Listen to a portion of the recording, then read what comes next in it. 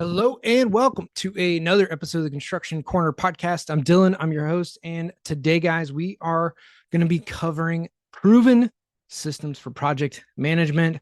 We're also going to talk about how to get more done than you've ever been able to before, as well as I'm going to talk a little bit about vision, making sure that you have a visualization, a picture of what your life is going to look like in the future. And honestly, we're going to start a little bit with visualization, mainly because this morning, as I was doing my visualization, my 10 minutes of dedicated visualization for phase one of the Live Hard program, I taught myself in the visualization of questioning, is this something that I'm actually wanting out of my life? Or is this a picture that I've seen on Instagram or the internet somewhere that really just isn't me, right? It's not the thing that I'm obsessed about or passionate about or the thing that I really want out of my life. This is something that somebody else had in their life that I thought maybe, that would be kind of cool to have. Uh, but it just wasn't my picture or image of what I wanted out of my life.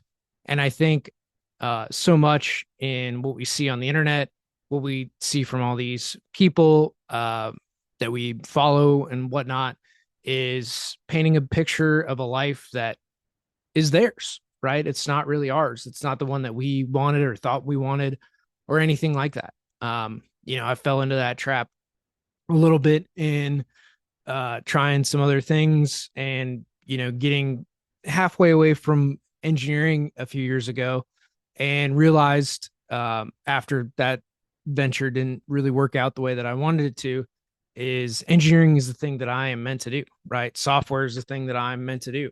Being in this industry and construction is what I am really good at, right? It's what I enjoy, it's what I talk about, and it's really cool to be in this industry. So for me, visualization and the things that I was picturing, I caught myself questioning, are these the things that I really want out of my life? Are these the things that I really want to have in my existence? Is that the house that I want? Is that the life that I want to live? Is that the office that I want to live in? And or to I say live it, but be, at for a third of my day. And the things that I kept coming back to is you can only choose really a few things in life, right? The house you live, the car you drive, where you work. In my case, I get to pick the office that I work in. Those types of things is you have kind of a bucket full of choices, and with that, you can have anything that you want. You just can't have everything. And so when I think about this from a visualization standpoint of what you want out of life, that you really got to be selective. What are the few handful of things that you want, and then be so stinking clear on what it is that looks like, right? So your fidelity needs to be very high. And by that, I mean, if you picture a record, the record has all these ridges and fine lines uh, through it, right? That ultimately play sound when rotated on a turntable. So in that, all those ridges you don't really see when you're holding it up. You kind of see the outline of the ridges, but not all the little uh, bumps and everything else in there. But in your visualizations, you need to have all those details kind of worked out. What's the, if you, for me, the office that you want to have or the house that you want to have, um, the office that I want to build for the companies and all that kind of good stuff is, well, what does that office look and feel like? What should it be? What do we have in the office? What's the smell of it? What's the layout of it? How does it look like? And you really start to go through this kind of scenario, if you will, of figuring out what you want that office to be. The smells, the carpet, the colors. Is it glass or is it wood? Is it drywall, painted? How nice or plain, or what are the things that you have in like the rest of the building that you want to portray? Like, what is it? And the same thing goes for like your house or car or whatever, is the look, the feel, all those little details, and focus just on the one piece of it to make that vision and visualization very, very clear. Like I redid my vision board here this weekend and spent some good amount of time on it. Like I kind of know what I wanted. Um, but I added some clarity around it and it's really cool. And I added a ton of pictures of like the same thing from different angles that I kind of want in my life. And so with that, it's really important to have such specificity and such clarity around the things that you do want that you're able to ultimately bring those into reality, right? So from your head into this world, this plane of existence, and all that kind of good stuff. So that's my little take on visualization and bringing things into reality is being just super clear on it and then making sure that it's really yours. I found myself questioning that here this morning, so I thought I would share that with you guys. But today we're talking about proven systems, um, covering how to get more done than you've ever been able to, and it's really how I've been able to do 70 projects this year by myself. Been a proven system for me to get more done than I ever have before. So why even talk about project management? And this kind of goes back to what I was talking about. Like, I am really good at systems, I'm really good at processes, and ultimately really good at maintaining relationships with clients, but kind of sort of through a system, and others are much better at kicking down the door, breaking into those relationships and getting opportunities. I am really great at maintaining those relationships and keeping them to get more opportunities. But why even talk about project management? Why is this something that should be important? And what are kind of the real world consequences of having bad project managers uh, on your team? So, according to the FMI, um, they surveyed, this was in 2022, 600 construction leaders, and they found that poor communication, poor project data account for 48% of all rework on US construction projects. 48% of all rework is due to poor data and poor communication, which comes down to bad project management, which accounts for in 2022. So this is probably 30% higher in 2024 uh, than it was in 2022. So out of which I'll do it for you here, but in 2022, $31.3 billion. And that was for only 600 firms.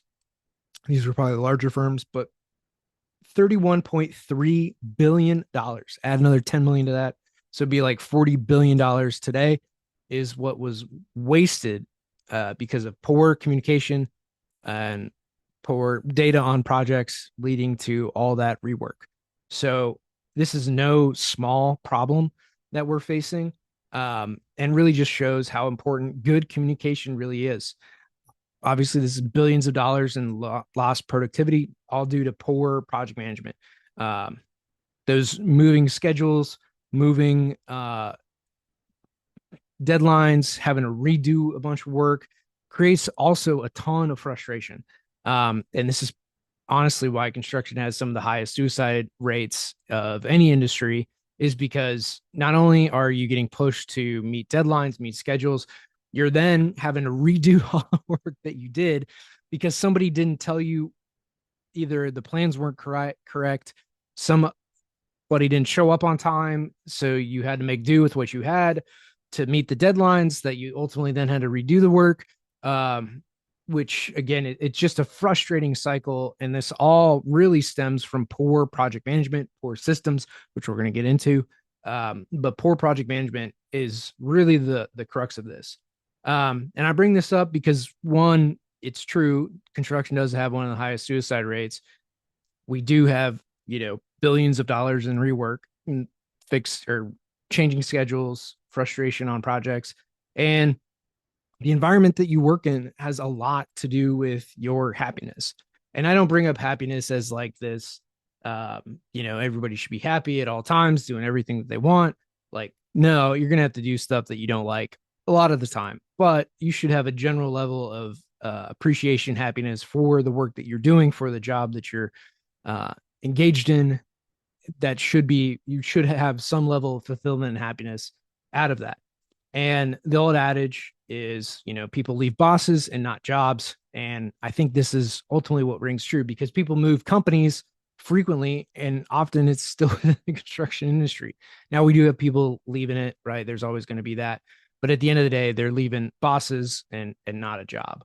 Um, so let's look at that specific thing of bosses, project management, and the boss can only work as well as the system or environment that they're in, right? And then the environment has a lot to do with the systems that they're put in, which has to do with basically top down management. And some of that is going to be the project managers that run those projects.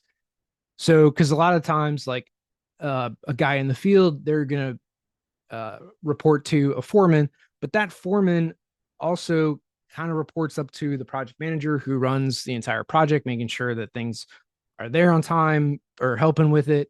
And so that project manager has a lot of influence on those projects, even though it might not be somebody's direct boss. They still have a lot of influence on it. So you might have guys that end up leaving companies, not due to their immediate boss, but due to project managers that they're ultimately having to work for, but their projects are so screwed up that even as much as their boss has tried to mitigate it and their boss is great, right? Their direct manager is great. The overall system and environment they're put in because of these project managers is so poor that they ultimately have to leave those companies, which again is not something you want to have happen. Because if project managers don't know when to get information to people, if they don't know the right information to get, if they don't aggregate the information so that's in this big stream of data that people really have to comb through, it becomes cumbersome. And ultimately, that project manager isn't doing their job and aggregating data to effectively pass it on to the next guy down the line, right? Forwarding emails is not a good solution for any of this.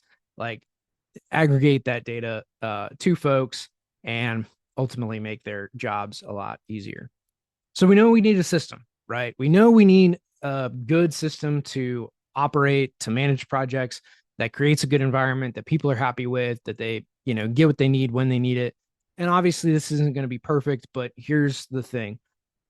To get things done in an orderly fashion, you need a systems. You need a way that folks aren't rushed, but at the same time can focus kind of in on one project at a time. This is where like diligence and systems and maintaining the standard is so critical for yourself, for your firm, and ultimately for kind of your own peace of mind that you're getting things done, that you don't have this weight of all these projects hanging over you. um, and I think that for me, at least in the past, stemmed from a lot of my kind of anxiety, my stress levels, was all these projects hanging over me. And not that I could have gotten them done any faster. I was getting projects done as quickly as I could. We just had so many and poor systems that I was having to overcome a lot of challenges that I shouldn't have had to overcome uh, in a couple of the firms that I worked in that created a lot of this stress. Other firms I've worked in have been really, they were pretty stress free on the whole. That felt pretty good working there, and just went on to do different things, right? Thought I wasn't being challenged or pushed, which again, grass is always greener on the other side. So this is where diligence and systems ultimately come into play. And what I'm going to get into next is going to be easier said than done. This is something that is going to be really hard for a lot of folks. It's going to be a lot of withdrawals for a lot of y'all. Like I have some of these as well. I'm getting a lot better about it, but it's one of these things that will be your biggest productivity bump if you're able to actually implement this into your life. One of which is like, is it okay to not answer the phone for a couple hours? Is it okay to call people back? You do that when you're in other meetings. So why wouldn't it be okay to do that for your own meeting with yourself, to do the work that you know needs to be done? Same with emails, right? To have kind of a set time to get to emails, to respond to them, to knock a bunch out in a set period of time. That is going to be one of the most productive things you can do, instead of just constantly checking your email, constantly having it up. If you're able to close out of it, not check it, not do anything with it for a while, and then when you go back in, a few hours later, lunchtime, whatever, to then blow through the rest of your emails, right? Read it, respond to it, forward it, whatever you need to do with those. communications is to then, forward it on.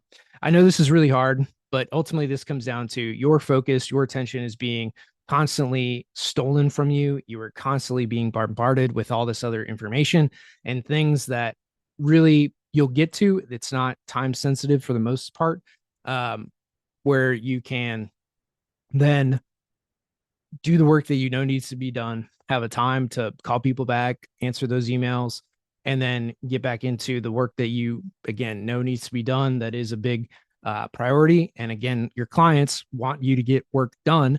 So when you have the space, the time to effectively sit down, work through these problems, um, design the systems that you know you need to design and this really goes for mostly all the office folks, right? Your guys in the field, typically you're not on the phone, unless you're the foreman or superintendent, then you're probably on the phone more frequently, but that kind of ends up being your job is to respond to people, deal with things as they come up, answer things in real time, right? That is a superintendent's job, is to answer and deal with all those issues, still having time to, do their reports, uh, answer other items, deal with schedule changes, like all the other work that they need to be dealing with. But at the same time, a lot of their day-to-day activities has to do with responding in real time to problems as they arise, right? Because on a job site in the field, those answers do matter. The things in directing people where to go in real time do matter.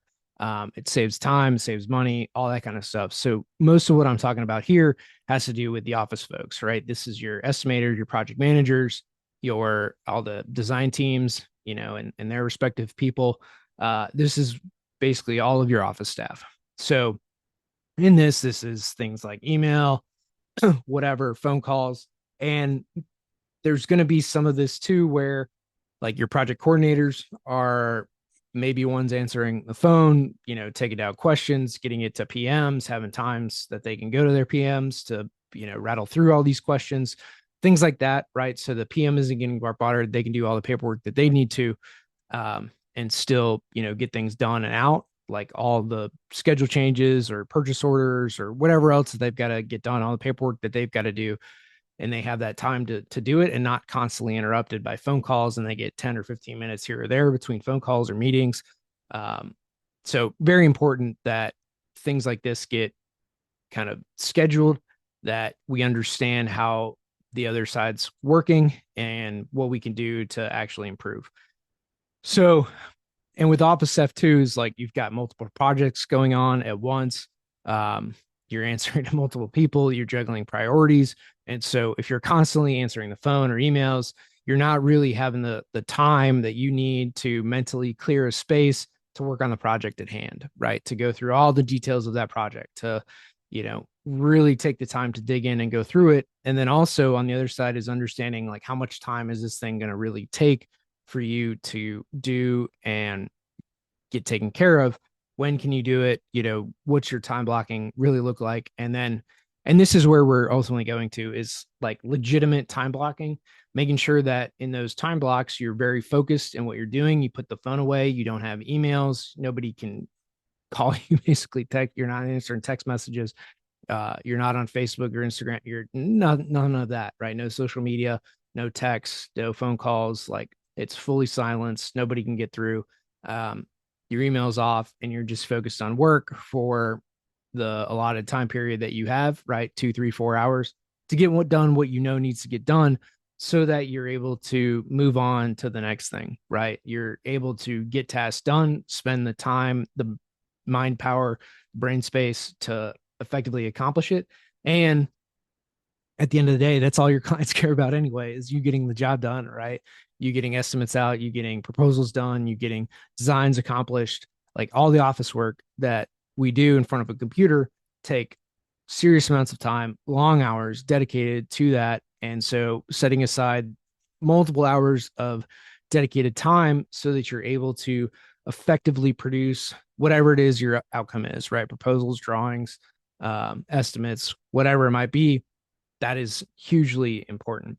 And the reason I bring up having this, and then I'm going to get into checklists, but it is probably the biggest problem that we have is distraction interruptions, right? In the office, and I just did this poll on LinkedIn, is like, where do you prefer to work, right? In the office or at home? Well, at home, if you set up your environment properly, you don't have coworkers constantly just coming into your cubicle or space, right, to interrupt you with a random question and to, you know, delay you off of the thing that you're trying to work on, right? Like I got bombarded all the time with questions in the office or people that just wanted to chat because they didn't have anything to do. So they'd come up and interrupt me, which was nice. It's great, social, all that kind of good stuff, but it really killed my productivity because I couldn't get anything done until everybody left, or I had to come in early. Like I could not get shit done during the middle of the day because I was just bombarded with questions. So it left me basically very unproductive um, in the day because I just needed hours by myself to work and not get interrupted by petty whatever. And again, it's good socially, good for collaboration in some ways, but really meetings are good for a lot of that, right? The office meets a lot of social needs. It doesn't always necessarily meet a lot of business needs. Um, it, that's my take on it. Now, some people work better in going to a dedicated space, right? So this isn't to say that like your house is the ultimate environment for that, right? Like your house could be very chaotic, right? You've got kids home, you got dogs, you got whatever, like you got a lot of stuff going on. And so you can't actually work at home because you're going to get interrupted more at home than you would in the office. So you prefer to go into the office and work because it's an undistracted space relatively from your home. So this is where it really comes about a clean and work environment, a nice place to be ultimately where you just don't have distraction. I think that that's ultimately what people are looking for, right? That's why people ultimately go to coffee shops is partially to be around other people and then they could put their headphones on, be in their own little world. And while they're around people and feel social, they're still able to be in an undistracted environment because for the most part, people aren't going to come up to you and ask questions or bombard you with this, that, or the other thing. They're truly just going to be, drinking their coffee, doing their work, whatever. And that's kind of a neat thing, right? So I've worked at coffee shops for a long time. And that's kind of the joy of a place like a Starbucks or your local coffee shop is you're able to go in there, put some headphones on and just grind it out. So that's the big one. So being under constant attack is part of some of the office environment, and so really this got split into home and office were about equal, and then really like 40%, 45% were hybrid, right? But this goes down to a lot of social things. Like you want to see and interact in person with the people that you work with, and that's just part of it. And in the design side of things, it was like if you're not seen in the office, you're not productive type of thing. Like, and so people kind of sort of judged you based on how long you were in the office, not necessarily on how much work you got done, but were you there? And to me, that's a very poor judge of work ethic or whatever. Uh, it does have its place, but at the same time, like there are people that stayed late and got a ton done, but they got it done after hours when everybody left. And then there's others that, couldn't get shit done ever. Didn't matter what happened. So it very much varies by the person, but a lot of this is like undistracted workspaces is what it takes. So that's ultimately what we're trying to do. And the thing in construction is we have so much to cover, right? We have hundreds of items per discipline that we need to check, right? We have like even painting, right? Are the boxes cut out? Did the painter cut them out? How did they get cut out? Whose deal is that? What level of finish are we at? When does the painter need to come back to ultimately deal with um, cleaning up, all the little nicks and tears and all that kind of stuff that happen in a project? Does the painter miss any spots? Is there anything that we need to look at? Right. There's basically all these massive checklists, most of which we have in our heads, not written down, but there's massive checklists that we have that we go through on each and every project. Electrically, we've got, lighting controls, and then even just on drawings, you've got For lighting, you've got regular normal lighting, you get emergency lighting. Are these the right type of fixtures? Are the fixture tags correct? Is the fixture schedule correct for that specific fixture? Are these circuited correctly? Is the switching correct for them? Do we have different lighting zones within this? How many lighting zones do we have? Do we have a daylight zone or not? Do we have occupancy sensors on the ceilings? Do we have adequate coverage with those occupancy sensors on the ceilings? Are there dimmers or vacancy sensors, right? Like all these questions. Is this a advanced lighting control pad that we need to have within this room for audio visual, right? And have different scenes. What should the scenes be for each of these? And we go through all of these settings, all of these choices, all of these selections. And that's just touching the surface of one thing called lighting. So with a lot of this, we have these massive checklists in our head, and our head is not always reliable, nor is that easily transferable. What is transferable and has been proven in another industry with also a very long checklist that is done each and every time that uh, for this particular industry. And it's used from the youngest guy just learning to the guy that has, 30, 40 years of experience. And that's a checklist for pilots before they take off. Each plane has its own unique checklist, but they have their instrument checklist. They have all the stuff that they go through. It's hundreds of items long, right? Their walkthroughs, all this stuff of what they need to do to be able to take off, right? Have a safe flight. And I would ultimately argue that checklist is probably the most important thing in aviation.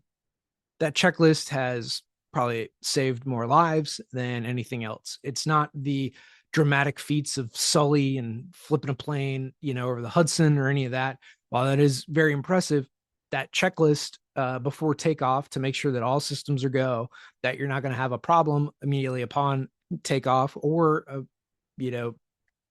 50,000 feet in the air, 35,000 feet in the air, you're going to be able to not take off, solve those problems before you take off so that you don't have a problem in the air where you can't, you don't have a maintenance guy to solve that issue, right? You get it taken care of before you take off. And this is why ultimately, you know, planes are very safe in travel. Like it is one of the safer modes of travel because of this checklist that is done prior to every single takeoff.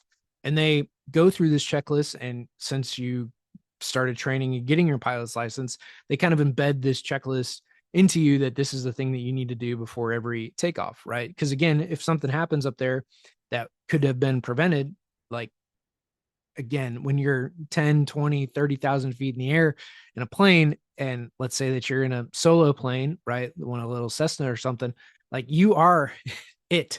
There's no maintenance guy, there's no AAA to call, there's no nothing. Like you're it. So doing that checklist will prevent or mitigate most catastrophes. And I think that we can really learn from this checklist. Now, the thing that we all hate is paperwork, but this is a thing that ultimately is what construction is massive checklists. And like it or not, we need to embrace the checklist and use this on every single project that we have going forward and improving upon that checklist. Like if we find something that is not on the checklist, that we find it, check it off or add it to the list so that we can check it off for future projects. And so I think that this checklist is so important, but often kind of relegated. It's not something that we embrace, and we kind of hate it and don't use it whatsoever. Yet it would be the probably the one thing that would help us in our QA/QC process. It would help us improve our projects and everything that we do with them. It also would enable us to train people faster, more effectively, and efficiently because they have a simple checklist to like, hey, is all the lighting in the grid? Is it do we have emergency lighting in each room? Are they circuited? Are they tagged? Do we have lighting control zones? Are there occupancy sensors or vacancy sensors in the room? Does the room need one?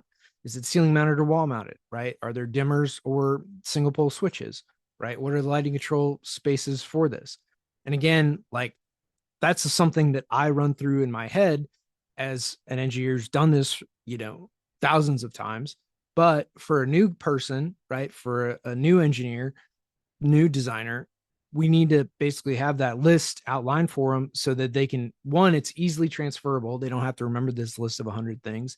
They can look at a list, go through it, look at the drawings, go back and forth between the two, and have an easy thing to look at, an easy thing to convey, so that they're able to wrap their minds around what's going on, what are we checking for, what are we looking for.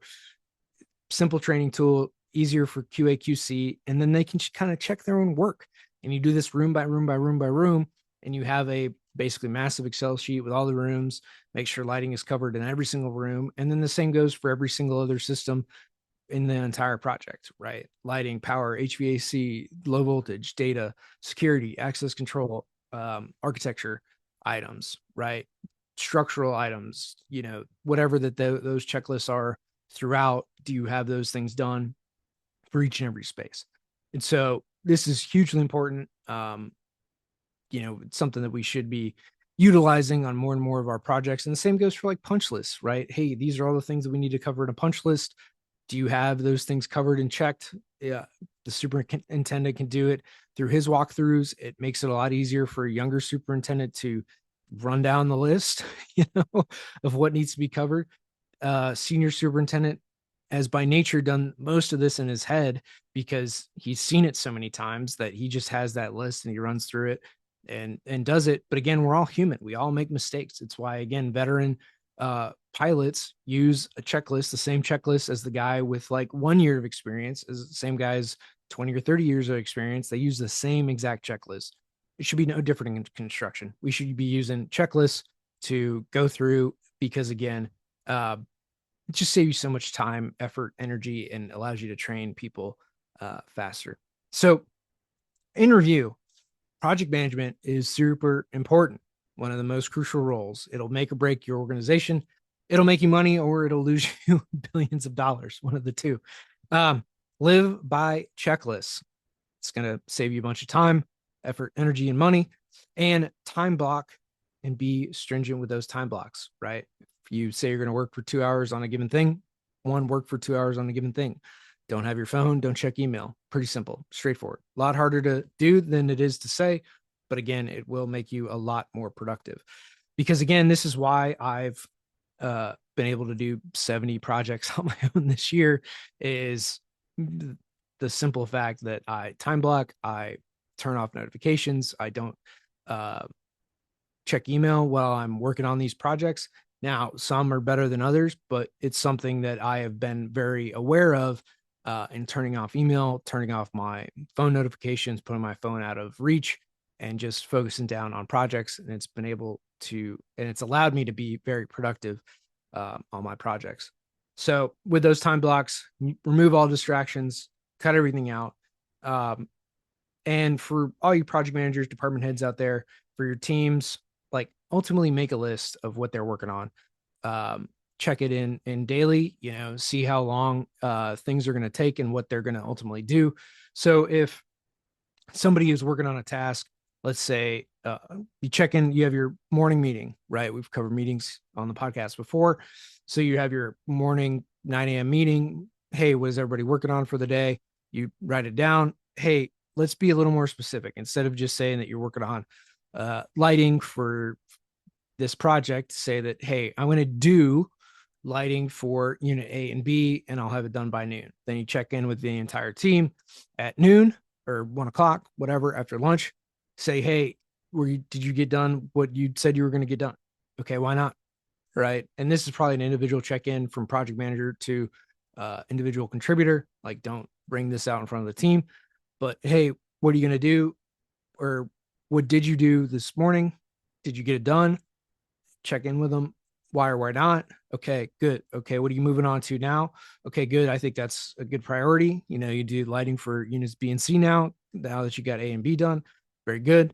Cool. And we can move forward, right? Then the project manager can let the team know, hey, architecture, lighting in unit A and B is done. Mechanical, same thing, right? You guys can now coordinate in units A and B for this project. And, those 20 rooms that are in those units, you're now able to coordinate with. So simple thing, like very simple, and it'll allow you to get a lot more done, right? It's time blocked. It's accountability on making sure that everybody does the thing that they say they're going to do, right? You check in with them, you hold them accountable for it. They have a very specific task to do in a very specific time frame. They say what it's going to take, right? So unit A might be massive. So maybe in that morning, it's only unit A that they're going to be able to do. So they get unit A done. Okay, great. Afternoon, unit B, right? And then with this, you can move on a faster cadence. Things get done faster. You check in with people quicker. And it just allows things to move at a much, much faster pace. So instead of, let's say that you had a 4 unit building, so unit A, B, C, and D, and let's say that each unit um, took a day to do historically, maybe 2, right? Let's say it's that bigger building. So each unit would take a day to like do lighting, but that's realistically, but in the past, it took maybe 2 or 3 days to do. So now you're shrinking everything by 2 or 3 days. So instead of 3 weeks to get this building done, you're going to do it in 1 week, right? 4 or 5 days versus, 15 days of getting that thing done. So again, just it's speeding up time frames. It's holding people accountable to them. It's keeping them in a time block. It's keeping them focused and on task. And really, that's the biggest waster of time is people coming up to your desk, answering emails, phone calls, all that kind of good stuff. Um, it's really not good stuff. It's actually bad stuff. It ruins your productivity. It takes you away from the thing that you're doing, and ultimately, costs the firm more time, rework, getting back into the groove, all that kind of stuff. So again, guys, in review, we covered project management, super important, and then this is really like time management of yourself, right? Live by checklists, time block, be stringent on your time blocks, and you'll get a lot more done. Again, this is how I got 70 projects done this year by myself.